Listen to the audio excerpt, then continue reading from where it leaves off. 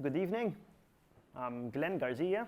I've been a doctor working in primary healthcare for the past 14 years. And basically, I've gained a lot of experience in dealing with patients on a primary care setting. As you'll see today, with what I will say and what Dr. Farrugia will say, there are different levels of care. There's primary healthcare, which is what we take care of. And then there's secondary and tertiary healthcare, which is more related to hospital. So, what is primary healthcare in Malta? How is it offered? Primary healthcare primarily is offered through GP services within the community. Now, traditionally, it's been mostly through health centers. Between Malta and Gozo, we have 10 health centers, 9 in Malta and 1 in Gozo. These offer 24/7 care, not all of them, but as a general rule, everyone has access 24/7 to a health center. And there are main ones, which are Paola in the south, Floriana in the central region, and Mosta in the north, with some peripheral health centers, 2 each in each area, and the 1 in Gozo. Currently, the Birkirkara one is being refurbished. Patients are being redirected to Floriana and Gżira mostly. More recently, so that is more the traditional way how we used to offer primary healthcare in Malta since the 70s, I imagine. I wasn't born then. More recently, we've introduced the concept of more personalized care, sort of. So this is through community clinics. Now, community clinics, there are various ones around Malta and Gozo, Malta and Gozo exactly.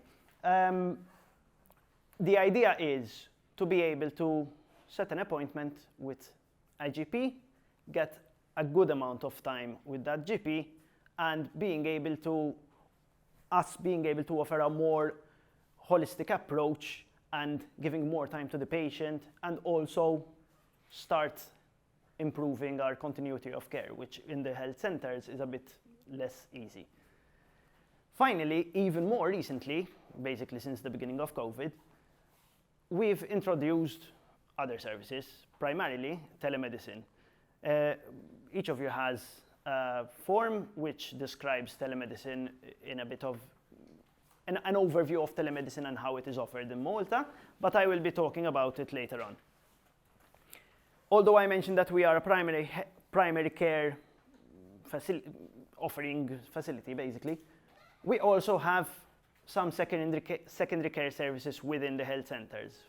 So we have services such as MCC, which is the Medical Consultants Clinic, where a medical consultant is actually present within the health center, and we can refer directly to them, and some other clinics, such as orthopedic clinic.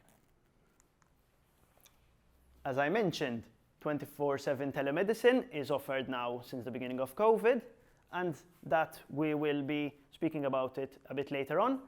At this point, the only thing I want to mention is that it is a specialized center. It's a center purely for telemedicine, having specially trained GPs within it. Primary healthcare doesn't just offer doctor services. We have a multitude of things. We have nurses, obviously, who offer a number of different services, such as the National Immunization Service, treatment room services within each health center, and many, many other clinics, and allied health clinics. So we're talking about physiotherapists, dietitians, podiatrists, social workers, ECG technicians, nutrition services, imaging as well, occupational therapy, and SLPs. These are all offered by primary healthcare. Besides all that, within the community itself, so outside of the actual premises of the health centers, health centers and some community clinics, we also offer some other services, such as community oncology, which is done in tandem with Samok Hospital, migrant health, the National Health Screening Service, which is run by primary healthcare, school health services, and occupational health, which is where public employees, public sector employees get their medicals, pre-employment medicals. So, who is the GP primarily? So we're going to focus a bit on the GP service, on how you will be able to access a doctor in Malta, basically. within the state system, obviously. So, since the early 2000s, general practice has become a recognized specialty. In older times, a general practitioner, like 30, 40 years ago, was a doctor who basically did not specialize in a hospital's secondary specialty, so became, by default, a GP. That is not the case anymore. GPs nowadays need to be specialists. It involves 3 to 4 years of training, of full-time training. Some of that training, half of it basically, includes rotations within the hospital in very different, all the various secondary care specialties. The idea is to give the trainee a taste, basically, of how to treat the different systems in the body. And also to form connections with secondary care, so then it will make communication easier. GPs also get special communication skills in how to deal with patients, because, as you might imagine, as a primary health, in primary health, it's not just about treating the medical aspect. There's a lot of social problems which you have to deal with, a lot of psychiatric and psychological problems which we deal with, and we try to offer a holistic biopsychosocial approach to basically treat both all the medical, all the social, and all the psychological issues. We also, as GPs, strive to continually get new education to keep up with the times, and we have a college which actually is in charge of this. And we also obviously have access to other government facilities, such as Mater Dei Hospital and the A&E. Dr. Farrugia will be speaking about that a bit more. The GP, we aim to be the first port of call for medical issues. That is why it's called primary healthcare.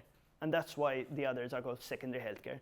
For a lot of things, not everything, but for a lot of things, secondary healthcare shouldn't be the first port of call. It's primary healthcare should be the first port of call. As we're saying, trained doctors will be seeing patients in the primary health setting. So it's not like you're being seen by a charlatan, basically, so some person off the street who just decided to call himself a doctor. They're specialists too. What we offer is many things, including the first aid and basic life support within the health centers and in emergency situations. We also speak about health promotion and give advice to patients. And when we speak about primary prevention, we mean instead of treating things after they happen, like what the hospital is aimed for, we try to prevent the things from happening. In some circumstances, we also offer home visits. There is a process which we will talk about on how to do that as well, and when a home visit is appropriate or not. We can investigate, just like the hospital, with certain limitations, but on the whole, we have a very wide barrage of things we can investigate. And then when we reach our limit, basically, of primary healthcare, that is when secondary healthcare comes in. That is when we refer to secondary care. So now I'm going to speak about the health centers, quick overview of the health centers, and then what the community clinics are, and then telemedicine. So, as I said before, GPs are available in all the 9 health centers. Some of them open in the mornings till 5 p.m. Some open 24/7. Paola, Floriana, and Mosta are such cases. Every health center has a fully equipped treatment room where basically not just procedures are done, some more sensitive things are treated. Basically, it's the next step after the GP clinic. But again, we deal with things that some people think they should go to emergency with. Not always the case. Health centers, the GP clinic works on a walk-in clinic basis. So you go, you take a number. It's like the delicatessen at the supermarket. Go, take a number, the system calls you out, hopefully not too long after, and you get seen by the GP. The problem with that service, obviously, now the population of Malta has increased quite drastically. That means, on average, the main health centers will see around 250 cases per day. This is GP cases, not including the treatment room. And the smaller health centers will see between 100 and 150 patients per day. So imagine 9 health centers with those numbers. Doctors aren't all over the place. We try to keep as many rooms filled as possible. We try to see patients as quickly as possible. It's not always easy. Being a walk-in clinic, some cases will be a 2-minute thing. Others will be half an hour, 45 minutes, unfortunately. We try to, again, in primary care, you try to keep it to a certain, not time limit, but concise up to a certain point.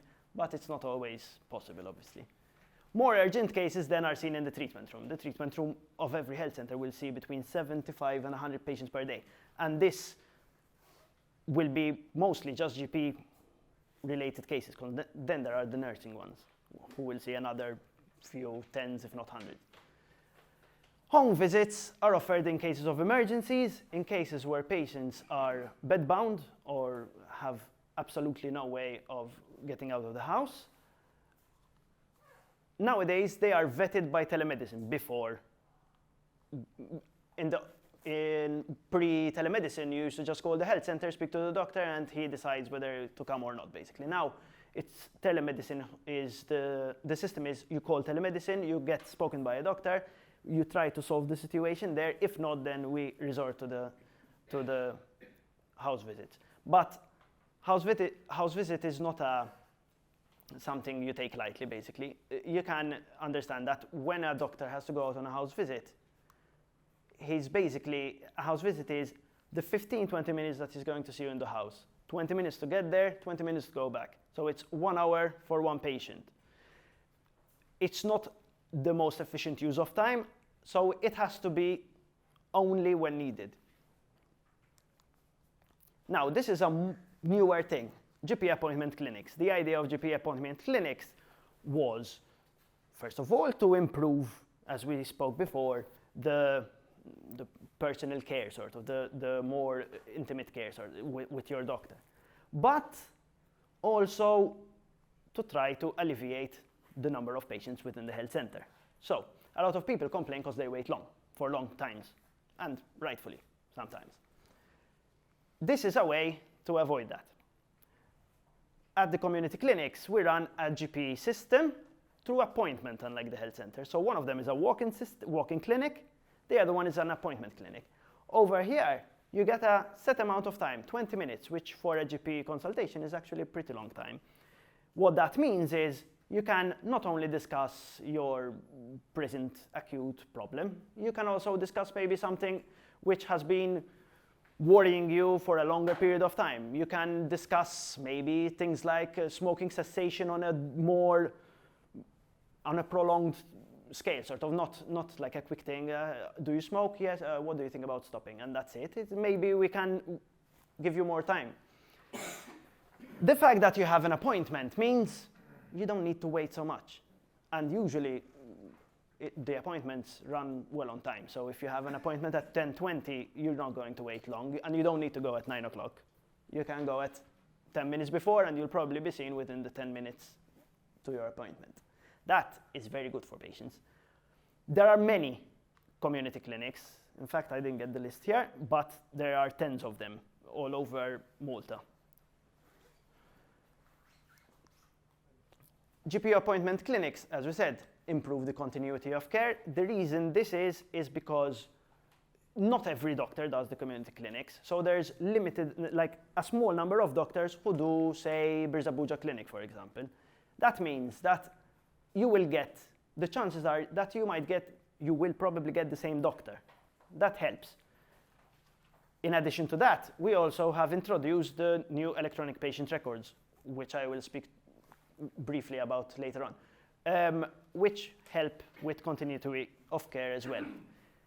These weren't possible before the electronic patient records because, unfortunately, you had to go to your health center, so the file is given to the doctor. Now, that's not the case. So if you go to Floriana today, and tomorrow you have an appointment in Attard Bergia, the doctor can see what note the doctor of Floriana left. And that is very good both for the doctor, but more importantly for the patient. We also run some specialty clinics within the community clinics, such as a long COVID clinic, which is a clinic which deals with the effects of long COVID.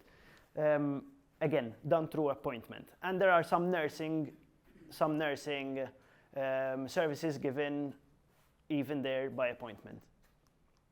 The appointments, by the way, are done by calling one of the two numbers that we have, which are the portal basically to call telemedicine, which are those over there. Finally, telemedicine is run 24/7 in Mosta, at the moment at least, and is manned by fully qualified GPs who are actually specially trained in dealing with patients through telemedicine. Now, telemedicine can be done through the regular phone, but we also have the facilities to do video consultations through WhatsApp or Microsoft Teams. Sometimes, maybe possibly you have something to show the doctor, for example. You can do it through a video call or through a photo sent through an email. There are many ways it can be done. Prescriptions can also be done and sent to the pharmacist of your choice. Basically, if you decide you're going to that pharmacy, we have a list of the emails of the pharmacies, we send them the prescription, and they can dispense your prescription. Mela, doctors are, as we said, trained to deal with common ailments purely through the phone. If, say, 20-year-old has a cold, simple cold, no fever, nothing particular, they can suggest some over-the-counter medication or give them a prescription for something, send it over through email to the pharmacy, problem solved, no waiting time. Obviously, the doctor is always going to safety net, so if anything happens, either call back or go to your health center. Sometimes, when they can't deal with it on the phone, they will have to either refer you to the health center or sometimes, sorry, Dr. Farrugia, but they will tell you, go directly to emergency. This is what we just said. GPs at telemedicine can also liaise with other healthcare professionals. So they can set up appointments at the same center. There's the whole appointment system where it's done. So doctors can speak to the people who take care of appointments. Listen, this person needs this appointment, and it's set immediately through one phone call. So it's one holistic service. Finally, just a quick thing about the electronic patient record. As we said, it has improved, basically almost single-handedly created continuity of care within our system, because before it used to be only continuity of care within that health center because that's where the file is and that's where you have to go. Now that's not the case. Wherever you go, you can basically get your notes. It is not only used by the GPs in the health center, it is actually also used by the nurses, it is used by the other healthcare professionals like podiatrists and physiotherapists who can also input their notes, and the doctor then can access, not everyone has the same access obviously for data protection matters, but the doctor can then get access to see what note the physiotherapist left, for example, because the back pain has remained or something else. It is also accessible, as we said, to doctors at telemedicine and community clinics. So it is one whole system. Besides, the GPs, both again at telemedicine, community clinics, and health centers, also have access to hospital systems such as iSoft, where we can see all the blood results, PACS, which is for any imaging, and also the POIC system for medication, where we add or decrease or do electronic prescriptions. So I hope you found that useful. We will leave questions for later on, if that's okay.